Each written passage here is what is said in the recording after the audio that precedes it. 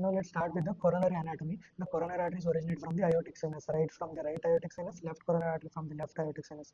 Posterior aortic sinus doesn't give any coronary artery. The right coronary artery will give its first branch, right conus artery. Left coronary artery will give its first branch, left conus artery. Together, anastomose will form a necklace-like thing in front of infundibulum called as annulus of Mussens.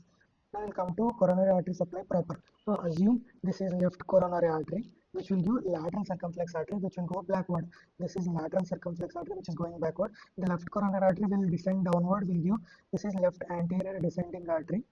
Remember that this left coronary artery, that is lateral circumflex artery, will give a branch called as obtuse artery, and the left anterior descending artery will give a diagonal artery.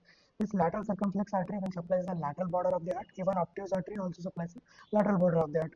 Left anterior descending artery will supply the anterior part of the heart, as the name says, and it also supplies the septum, anterior two-third of the septum. The diagonal artery will supply the anterior lateral part of the heart.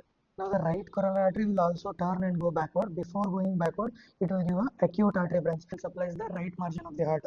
Once it goes back, it will anastomose with the lateral circumflex artery. Okay. And before anastomosis, it will give another artery that is called as posterior interventricular artery, which will anastomose with the left anterior descending artery. This posterior interventricular artery, or from directly from the right coronary artery, we will have a branch for the AV node. Similarly, the right coronary artery will give a branch for SA node. So SA node, AV node both get from the right coronary artery.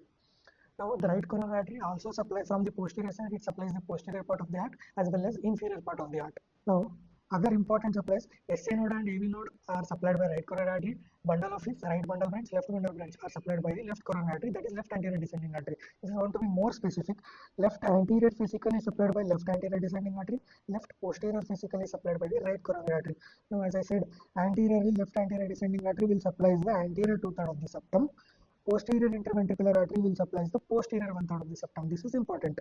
Now, anterior wall MI will be caused by, as I said, left anterior descending artery. Septal wall MI, left anterior descending greater than posterior interventricular artery. Lateral wall MI is by the lateral circumflex artery or rarely obtuse artery. Inferior wall MI is because of posterior interventricular artery, or it can be because of right coronary artery directly. If right coronary artery directly involved, it will cause bradycardia and AV block. If it is posterior wall MI, again it is from right coronary artery. Now there is a concept of right dominance and left dominance. Our heart is usually right dominant, as posterior interventricular artery is originated from the right coronary artery. If it is left dominant, it would have been originated from the left coronary artery. Right dominance is good because if posterior interventricular artery originates from the left coronary artery also has to supply the large left ventricle and the posterior one-third of the septum, which will be difficult because left coronary artery's perfusion will be decreased. So if it comes from the right coronary artery, left coronary artery alone can supply the left ventricle. Right coronary artery will take care of other things.